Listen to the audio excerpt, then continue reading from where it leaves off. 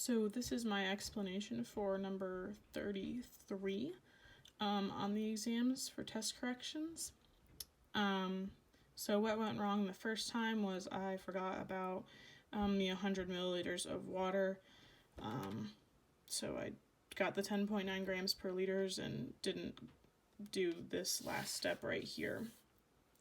But to do this problem, what I did was I first came up with the formula. The PbCl2 goes to Pb2 plus 2Cl minus. From there, I filled out the ice table.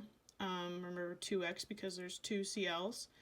And then then I did the KSP formula, which is Pb2 plus times Cl minus squared, the concentrations of both. Then I plugged in my values from my ice table into a expression, which got me 2.4 times 10 to the negative fourth equals 4x cubed. Remembering to square the 2. Solved for x, which got me 0.03915 molar solubility of PbCl2. To get to grams per liter, we multiplied that by the molar mass. We were able to just use this because it's a 1-to-1 mole ratio of the PbCl2 and the Pb2 plus. From there, we got the 10.9 grams per liters, which is where I got stuck the first attempt on the test. But from there, so we go from 100, it gives us 100 milliliters of water.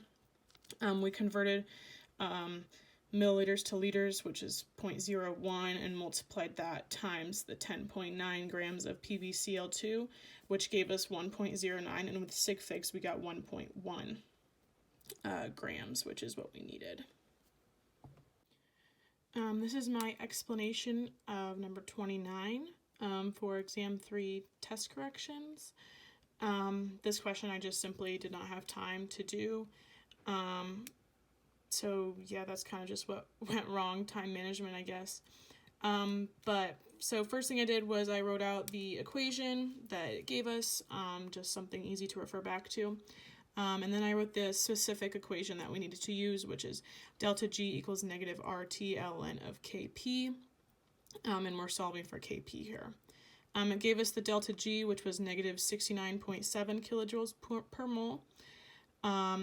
And then for R, usually it's 8.314 joules per mole K, but we need to convert that to kilojoules. So I divided 8.314 divided by 1,000 to get that into kilojoules to agree with the 69.7. Multiplied that times 298K, and then added the ln of Kp, which is what we're solving for. So this step here is I multiplied the negative 0.008314 times 298 to get the negative 2.477572 times the ln of Kp.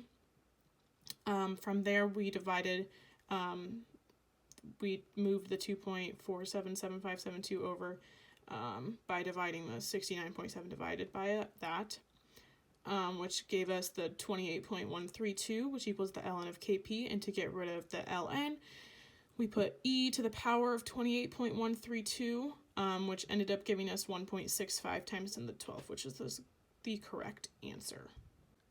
This is my video explanation for number 30 from exam 3 for the test corrections. This one I also simply ran out of time. Obviously this is probably one of the easier questions, but unfortunately I did not have time to mentally comprehend it.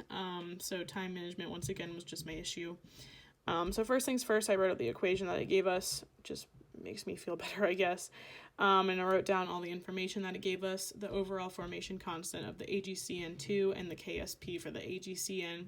And then to get the Kc, you just simply multiply the formation constant for the AgCN2 minus and the AgCN, which equals 318. But we can only have 2 sig figs, so 320 or 3.2 times 10 to the second, which is the correct answer. So this is my test correction for number 26 from exam 3. What really went wrong here was I don't believe I did the mole conversion over here, this little part right here, because the acetate is the conjugate base of this acid, which is what we need to be using. So if the first thing I did here was write down the information that it gave us up here in these two lines, the 0.4 mole of the acetic acid, the 0.25 mole of the calcium acetate, the total liters of solution, which was the 1.4, and the pKa of the acetic acid, which was 4.76. But here's a step that I messed up at. So there's 2 moles per 1 mole, or 2 mole of the acetate per 1 mole of the calcium acetate. The acetate is what we need for our pH calculation. From there, we just did the 0.25 times 2, which gave us the 0.5. From there, I calculated the molarity of each substance. So we did the 0.4 mole of the acetic acid divided by 1.4 liters, which gave us 0.286 molar, and then 0.500 mole of the acetate divided by the 1.4 liters again, which gave us the 0.357. And then using the lovely Henderson-Hasselbalch equation written here, which the acetate will go on top and then the acetic acid will go on the bottom. We plugged all of our values in, solved it, and got the 4.86, which is the correct pH.